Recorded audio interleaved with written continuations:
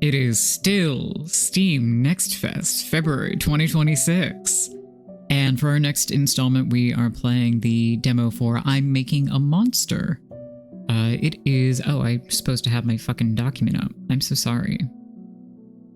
I'm so sorry. I failed everybody. It's a...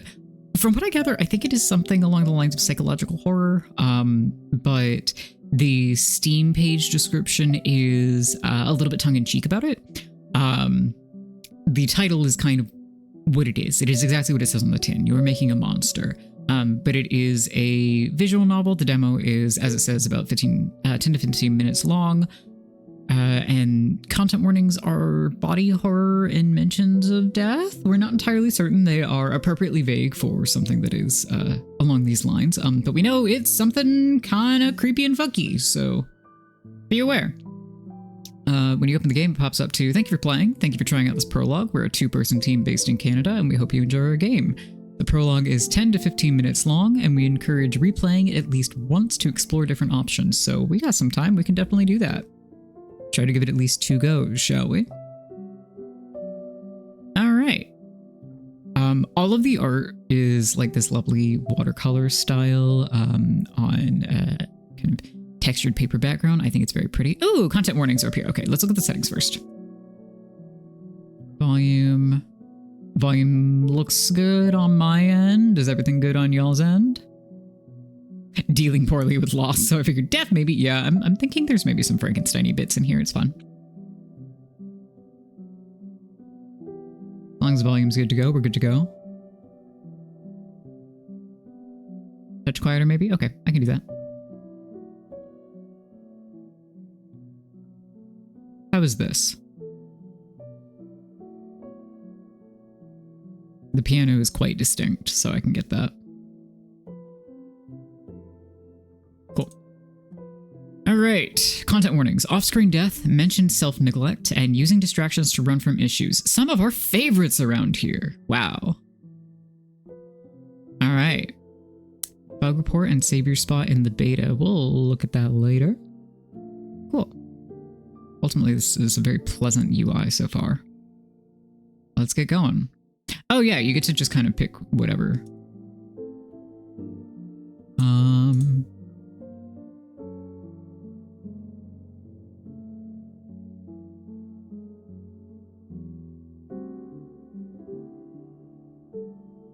I kind of love that if there's no name input, it just... I'm sure that this something will be weird if it, if you don't have a last name. Yeah, the variety is fun. And change pronoun every scene is also fine. Or scene or time. Oh, that's interesting. So you can pick how often it just kind of varies. Nice. Okay. Yeah, that'll do. Cool. Yeah, I like it a lot. It has a lot of character and personality to it immediately. The year leading up to... Oh, reading my own name is going to be weird. The year leading up to it was much like any other. The moments loop in Bear's mind, ceaseless and rough as river rapids.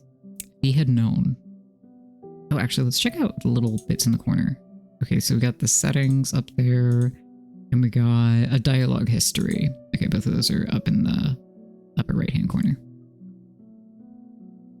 Bear's at the beach. He's guarding the spot Delaney claimed while she grabs snacks. Don't move an inch, she'd said. Ver considers the blowing sand lifted by the chilly breeze coming off the water, then looks up to the clear sky. He wishes he'd brought a book. He shivers slightly. Summer wasn't supposed to be so cold. I should have picked a different name. That's on me. Go after Delaney or wait. Go after. Ver sets down his hat and throws some cheap sunglasses on top of it, hoping the combined weight won't be blown away. He takes a second to admire his handiwork, then sets off after Delaney. 2 minutes and 200 meters later, Ver spots Delaney in a long ice cream line. She's balancing a melting slushie on a pizza box. She raises an eyebrow when she sees Ver, but still smiles. Some spot guard you are. Next time you can do all the fetching and I'll take the easy job. Ver smiles and picks up his pace to reach her.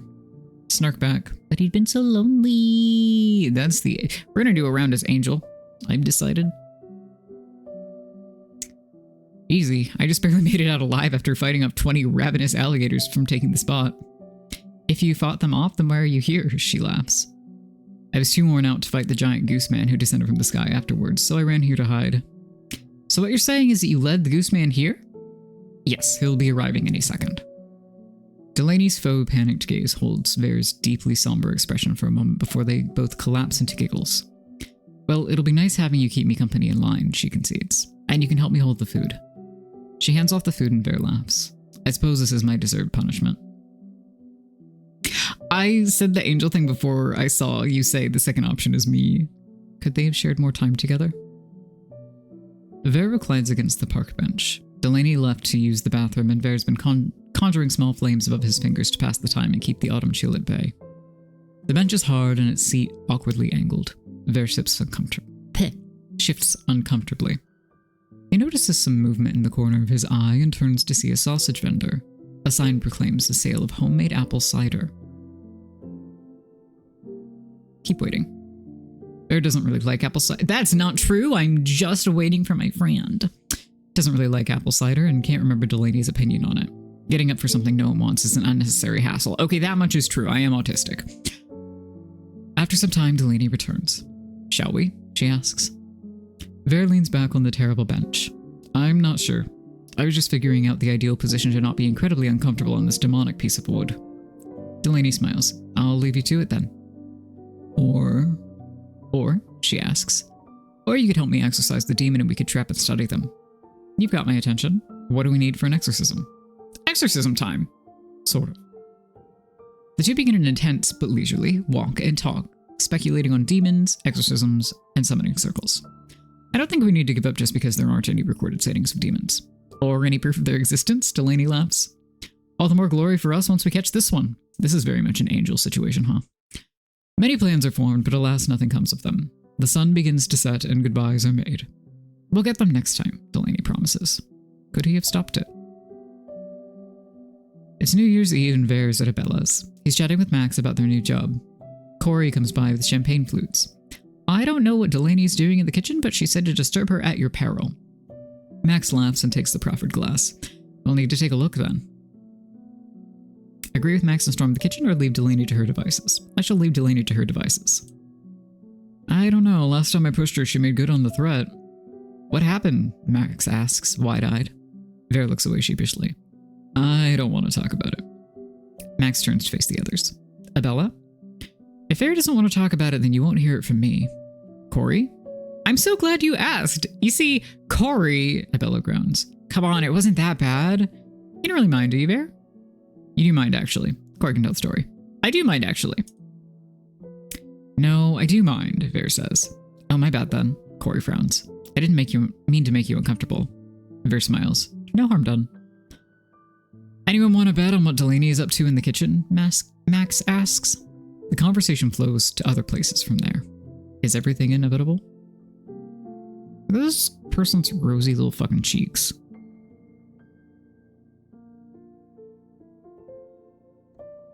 There are fresh tulips on the windowsill. Delaney brought them over. She'd said they were the first blooms of the year. She left a few minutes ago and Vere is cleaning up the dishes from their shared lunch. They had argued or they had bickered. Argued. They had argued over the components of a new spell and Delaney had said something very hurtful. The flowers and lunch were an apology. The room feels emptier now that she's gone.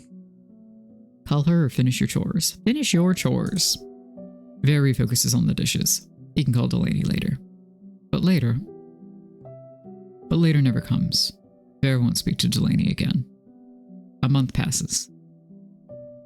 There are many monsters in our stories. Some come from folklore and seek to tempt, harm, or devour. Others come from history. They have already tempted, harmed, and devoured.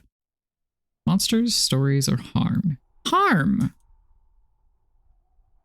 The wounds monsters inflict are deep and slow to heal. They are often too easy to ignore, despite how their edges fester and rot. We were tempted. We are harmed. We will be devoured. All monsters leave scars upon us, though the scars themselves vary. And these scars sometimes birth their own monsters. Monsters born of our skin, of our pain, of our isolation. Scars. Scars are raw or scabbed or healed somewhat, independent of time. Depth has more to do with it than freshness. The scars that run deep can cut more than anyone might realize. Fairstone has a raw and angry scar. It itches and bleeds his soul. No matter how he howls, it will not cease its scratching. Then, one day, Ver has been shut in his room for more than a month. Or for a month. He has not eaten a proper meal in more than a week. He has only drunk water under extreme duress. Today, Ver opens the door to his room of his own volition, a rare occurrence his friends will be equally excited and nervous about, and stumbles from its dark depths with a dehydrated wobble to his step. We've all been there. Fumbling for some scrap paper and tearing off the lid to a pen, Ver drops onto a stool and begins to sketch. Fervor and ink splatter onto page after page in unsteady strokes. Hours later. Also, sorry, I didn't comment on that pen in my hand, but those were very nice. After hours, during which friends come over and find Ver, are relieved to see him out of his room, and then distraught again to find Ver unable to tear himself from work. Again, we've all been there. Ver holds up a final page of formulas and diagrams. Exclaim in triumph or wallow in despair. We're exclaiming! Yes, he says, it can be done. Ver almost bounces up from the stool, but he lacks the energy or coordination. Instead, he settles for lifting the page up, beaming at his work. What can be done? Exclamation point, exclamation point, exclamation point. She's just like me for real! Her lip ring! Anyway, Ver jumps at the sound, almost falling over in the process. He had not noticed that a friend had crept into his kitchen while he worked. Abella leans out from the doorway, mixing bowl in hand, trying to hide her worry behind a smile. Also the green eyeshadow. I get her. Ver does not try to hide his rising excitement. Oh, Abella, he says. I'm going to make something unlike anything I've made before. Abella continues stirring, waiting. She's played this game before. Make something beautiful, horrific, redemptive, or reprehensible. I really want to know what redemptive is. I'm making, Ver continues, something redemptive. Abella raises an eyebrow. Tell her the truth. Reprehensible is a very good word. I'm making a monster. The end. This is, I think, going to be a very fun one.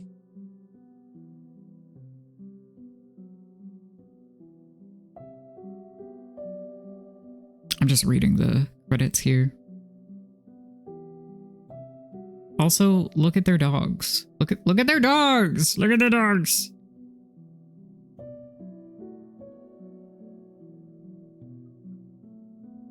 Alright, let's quit to menu and... I didn't have names on there, I don't think. Okay. We're doing an angel run. Your last name is now Eos. Shocker.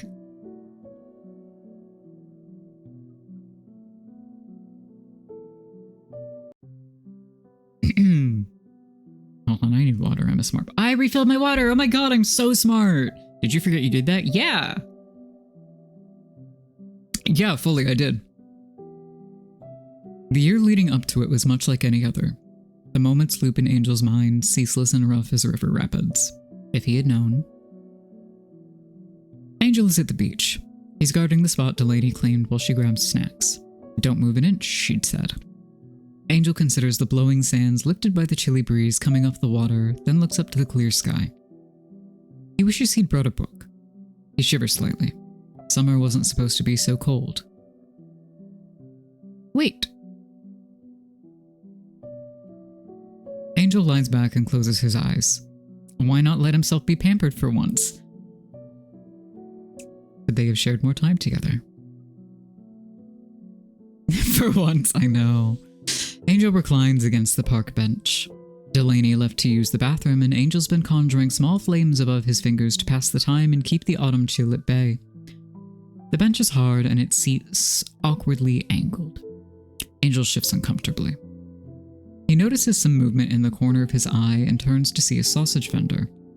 A sign proclaims the sale of homemade apple cider. Go get apple cider. Angel gets up and stretches his arms up, loosening the stiffness inflicted by the bench. Delaney probably likes apple cider, but really any excuse to leave the bench is a good one. The line of the cart is short. After a few minutes, Angel returns to the bench, holding 2 steaming paper cups. Delaney is back and is standing rather than confronting the bench. Angel smiles and hurries over. Could he have stopped it? It's New Year's Eve and Angel is at Abella's. He's chatting with Max about their new job. Corey comes by with champagne flutes. I don't know what Delaney is doing in the kitchen, but she said to disturb her at your peril. Max laughs and takes the proffered glass. We'll need to take a look then. Agree with Max and storm the kitchen? Angel grins. Absolutely. Max begins to run for the kitchen. Angel, are you sneak or are you onwards? I love Max's little star nose ring. Yeah, that's what I thought, but I just wanted to nose. Nose? Yeah, I just wanted to nose. Angel and Max charge at the closed kitchen door, only to bounce off something a foot before it. Damn, she's warded it. Get me a candle in 5 minutes. Angel starts rolling up his sleeves. Got it! Max runs off with their bag. As Angel examines the wards, Corey saunters over. Are you sure you want to do this? Absolutely. On second thought. Absolutely? Is it an absolutely, Angel? Commit to the bit. Of course! He turns and shouts. Max, where are we on those candles? 1 minute! Corey sighs. It's your funeral. Then he turns and wanders back to Abella. Max returns a moment later with the candle and Angel gets to work. 5 minutes and 1 candle later. The kitchen door unlocks with a soft pop. Angel and Max look at each other before Max grins and pushes it open. Delaney is standing in the middle of the room, hands covered in glitter, raising an unimpressed eyebrow. Why am I not surprised? Angel laughs. You were goading Max. I just came to help with the wards. She smiles back. Maybe I was. Max is over by the cauldron on Abella's stove. What is this? Then he notices the smell. Angel takes a deep breath, scenting berries and ozone. You didn't... I did, she says. And since you barged in, neither of you were getting any. It's a memory spell, Angel explains to Max, who hasn't studied potions. One of friendship. It reminds of good times now past, and solidifies the night you drink for you to cherish. It's a lot of work. That's so sweet, Delaney.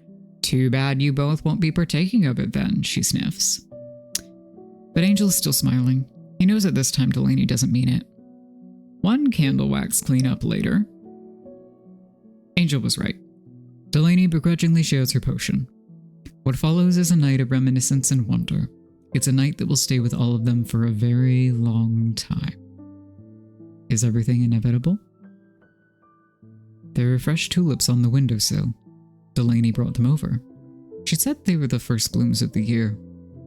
She left a few minutes ago and Angel is cleaning up the dishes from their shared lunch. They had bickered. They had bickered amicably over lunch. Delaney pestering Angel about his love of bad movies, and Angel calling out her love of other equally bad movies.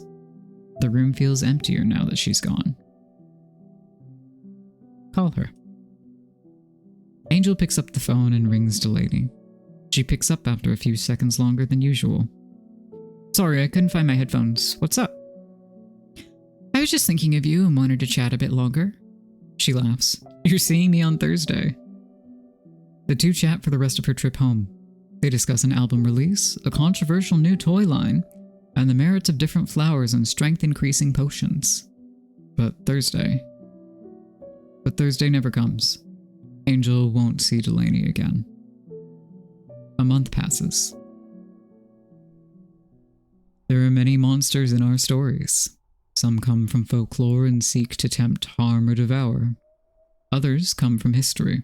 They have already tempted, harmed, and devoured. Monsters? And some monsters come from us. We shape them through our words and by our actions. We give them their truth, their name, and they rise for us to tempt and harm and devour. All monsters leave scars upon us, though the scars themselves vary. And these scars sometimes birth their own monsters. Monsters born of our skin, of our pain, of our isolation. Can I get a second choice, Angel?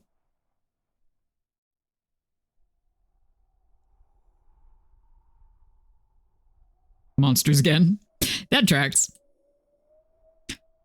Monsters are cruel, but not always cruel-intentioned.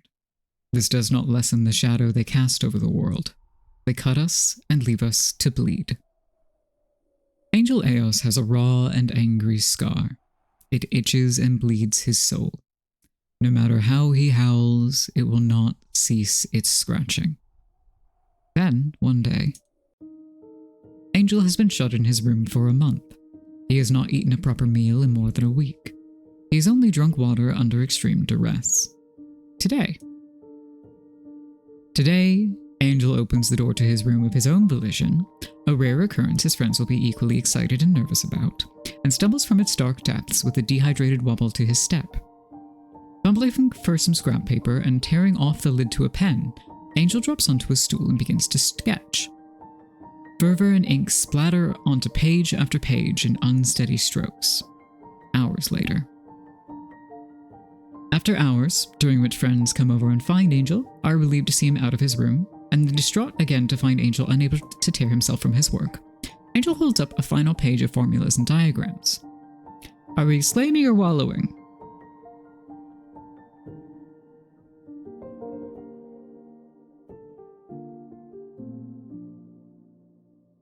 We didn't pick wallow last time. Okay, let's wallow just to see. Wallow in despair. No, he says. I am not certain it can be done. Angel slumps on his stool, resting his forehead against the desk. What can't be done? Exclamation point, exclamation point, exclamation point. Angel jumps at the sound, almost falling over in the process. He had not noticed that a friend had crept into his kitchen while he worked. Abella leans out from the doorway, mixing bowl in hand, trying to hide her worry behind a smile. Angel picks himself up. He's never failed before, so why start believing he might now? Oh, Abella, he says. I'm trying to make something unlike anything I've made before. Abella continues stirring, waiting. She has played this game before.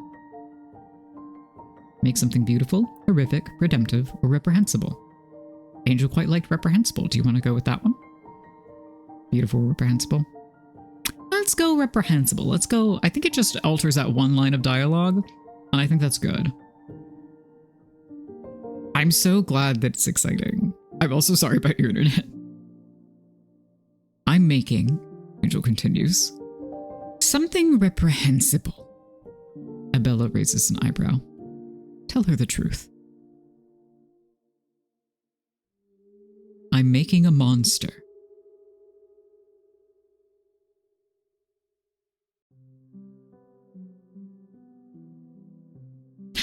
I'm very excited to see where this goes. I hope everybody else is as well. You can find it again in the pinned message in the chat. All of the games are alphabetical, so it's, I think, about halfway down or so. Yeah, go check out the demo, go wishlist it if you want. All that good stuff. Their dogs do not have names listed, but I wonder perhaps if they are elsewhere on their social media. Who knows? Anyway, till the next one. Bye!